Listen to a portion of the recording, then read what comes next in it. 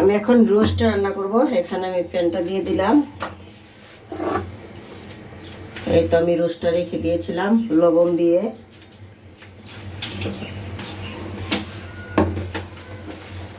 আমি এখন এখানে তেল দিয়ে দিব। আমার এই রোস্টের রেসিপিটা পুরাটাই বন্ধুরা দেখবেন। যে না পারেন সে দেখে শিখে নেন, আর যে পারেন সে তো পারেনি।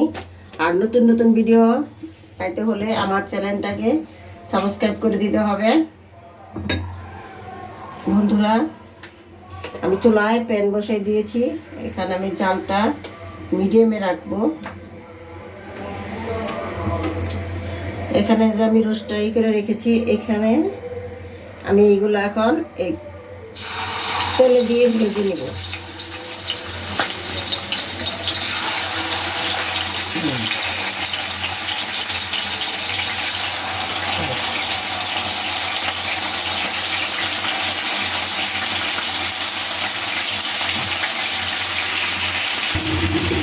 এখন এখানে আমার সবগুলো দেওয়া হয়ে গেছে। আমি এই চুলায় পোলাও দিয়ে দিয়েছি। এটা হলে পোলাওটা আমার হয়ে গেছে। এইগুলো এখন আমি উল্টে দিব। আরেকটু হবে সবগুলো রোস্ট এখন আমি উল্টে পাল্টে দিচ্ছি। এক পাশে আমার হয়ে গেছে।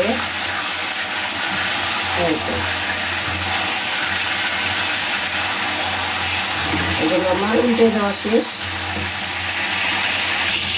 চিকেনগুলো আমার ভাজা হয়ে গেছে। এখন আমি এগুলো এক এক করে তুলে নেব।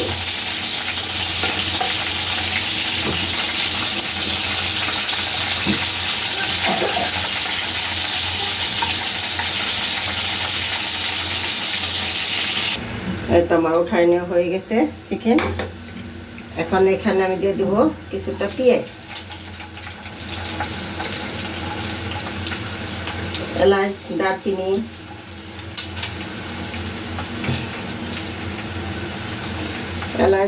পেঁয়াজ দিয়ে দিলাম এখানে। এটা আমি ভেজে নিব।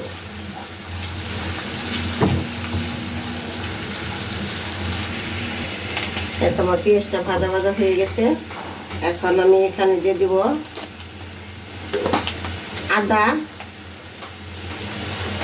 আর রসুন বাটা। আদা বাটা দিয়ে দিলাম, দিয়ে দিব রসুন বাটা,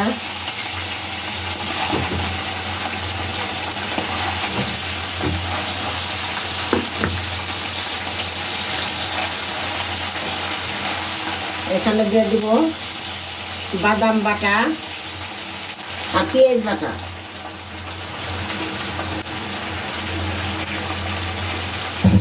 পেঁয়াজ বাটাটা এখানে আমি দিয়ে দিলাম। এখন আমি এটা নাড়াচাড়া করে নিয়ে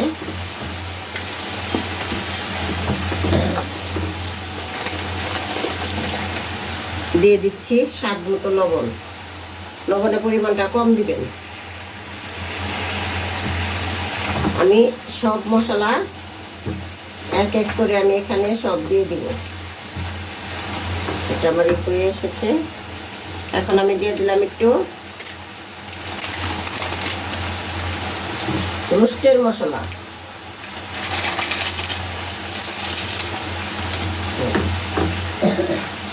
এখানে দিয়ে দিব আমি অল্প একটু পানি, না হলে মশলাটা পুড়ে যাবে।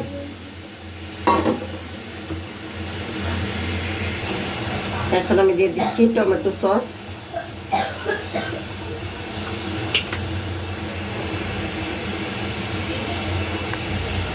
লেবু ফ্লেভারটা আসার জন্য আমি এখানে দিয়ে দিলাম লেবু চিপা, লেবুর রসটা। লেবুর টক আর লেবুর ফ্লেভার এই দুইটা জিনিসই কিন্তু অনেক সুন্দর। সব মশলা দেওয়া হয়ে গেছে, মশলা কষানো হয়েছে। এই যে তেল ছিটে দিছে, তেল ছেড়ে দিছে। এখন আমি এখানে দিয়ে দিলাম সে ভেজে রাখা মাংস, ভেজে রাখা মাংসগুলো দিয়ে আমি নাড়াচাড়া দিয়ে কষিয়ে নিব।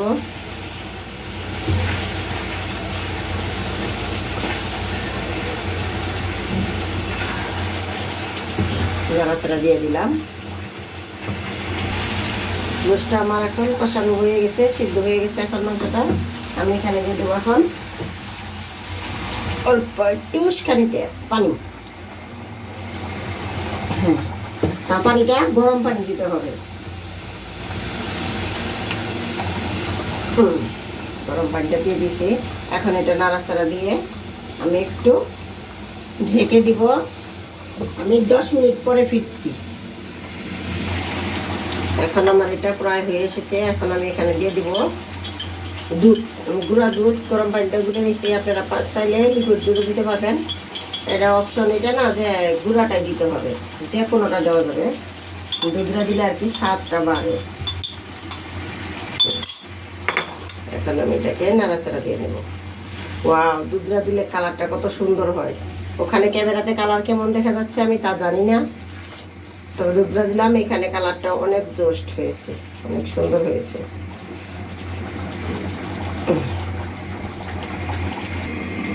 আমার রোস্টটা হয়ে গেছে। এখন এই যে কমপ্লিট তেল ছেড়ে দিছে। এবার আমি রোস্টটাকে ঢেলে নিব।